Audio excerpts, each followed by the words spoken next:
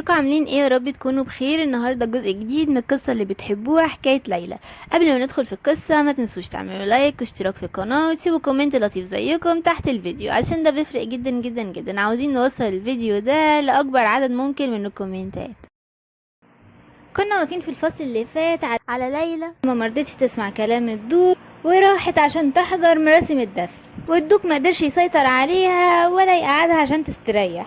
بالفعل ليلى بتروح وبتحضر اليوم ده وبتقول انه كان حفل احياء ذكرى اولئك اللي فقدوا حياتهم بسبب الوحوش، وبتقول ان الحفل ده مهم جدا سواء في العالم المدني او داخل المجتمع الارستقراطي، وده لانه بيعتقد ان الاشخاص اللي ماتوا بسبب الوحوش بيتحولوا لارواح شريرة لو ما تمش تعزيتهم في الوقت المناسب. الحقيقة بطبيعة الحال من مهم جدا ان هم يحيوا ذكرى فرسان ماتوا وهم بيدافعوا عن الشعب.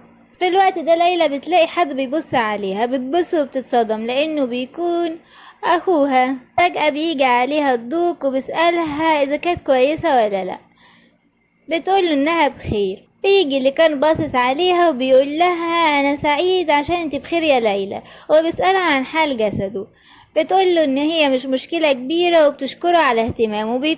بيكون تفكير ليلى وقتها اذا كان الساحر بتاعه ما جاش. فجأة هيز بيقول للدوق ان هو عاوز يتكلم مع ليلى والكلام يكون بينهم بس من غير الدوق. يعني الدوق هنا بيقول له ان ده هيكون صعب، وبيقول له اذا كان عاوز يقول لها حاجة يقول لها قدامه وهو واقف هنا. فبيقول له هيس ليه اذا كان الاخوات عاوزين يتكلموا في حاجة بينهم وبين بعض اللحظة ايه المشكلة؟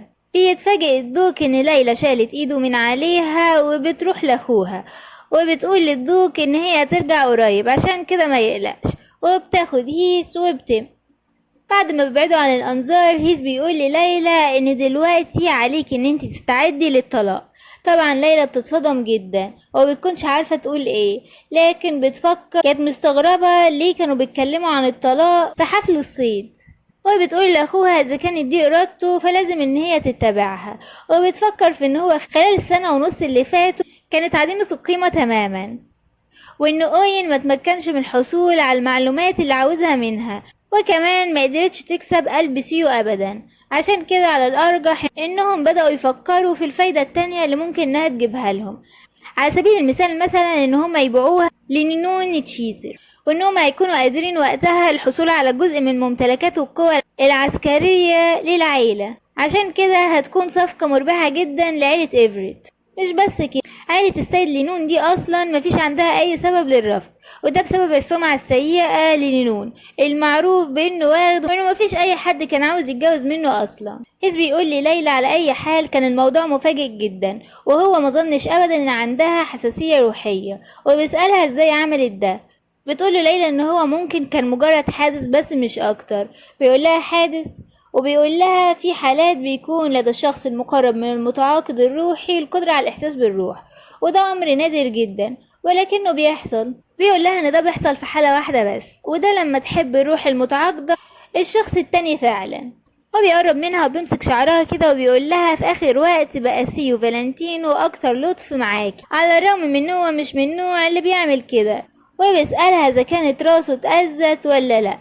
بتقول له ليلى ان الموضوع ما بيهمهاش وانه ما بيعنيش ليها اي حاجة ابدا.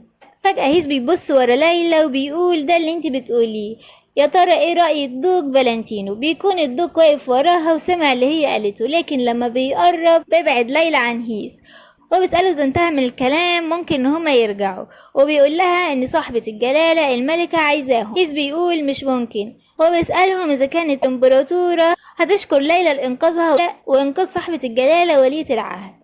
وبينده لليلى وبيقول لها انت اللي كنتي عديمة الفايدة بينسب ليكي الفضل دلوقتي في إنقاذ العائلة الملكية. الدوق هنا بيقول له انت بتقول ايه؟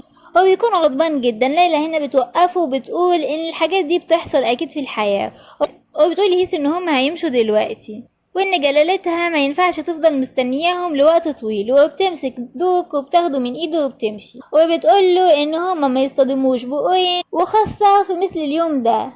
الدوق بيوقفها وبيقول لها ممكن ما يكونش عليا ان انا اتدخل، لكن على ما يبدو انك متعودة على المواقف دي. وبسألها اذا كانت بخير فعلا ولا لا. بتبصله ليلى وبيكون تفكيرها سواء كان هيز بيضايقها ولا لا، فهو ما كانش بينتبه للكلام ده اصلا من قبل كده.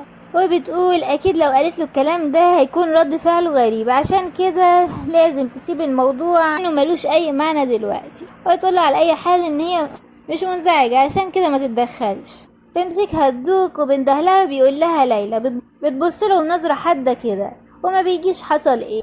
فجأة بيدخلوا الحفلة وهما ماسكين ايد بعض. بتقول ليلى في اللحظة دي لما ادركت ان الناس بينظروا ازاي هو بيمسك ايدي، ادركت فجأة ان الشعور الوحش الناتج عن اتصالي بيه في وقت ما بدأ يبقى اضعف كل فترة، وده لا ارادي بالنسبة ليها خلى قلبها يتجمد. الملكة بتقول اخيرا قدرت ان انا اشوف وشك يا ليلى، وبتقول لها انها فوجئت جدا لما شافتها بتنهار بالطريقة دي. بتضحك ليلى وبتقول لها انها بخير وبتشكر.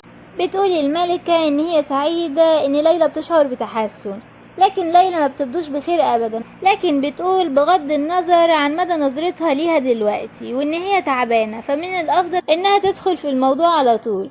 وبتقول ان لحد دلوقتي ما تمش تحديد المنتصر في مسابقة الصيد، ولكن في شخص قدم مساهمة كبيرة اكبر بكتير من مساهمة اي شخص حاضر هنا.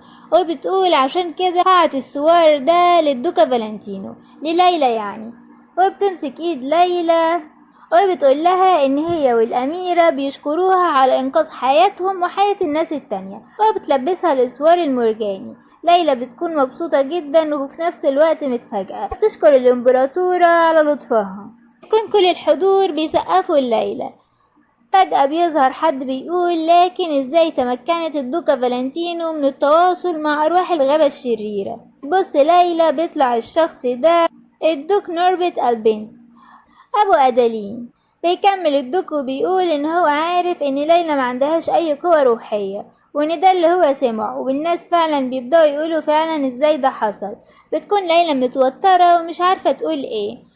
فجأة ثيو بيطلع وبيقول اعتقد ان انا اقدر اشرح بدل منها، وبيقول ان الاشخاص القريبين من متعاقدين الارواح بيطوروا هما كمان حساسية معينة، عشان كده هو بيظن ان ده السبب. فعلا الناس بيقعدوا يقولوا ان هما فعلا مقربين من بعض جدا، وده اللي هما شافوه في الحفلة.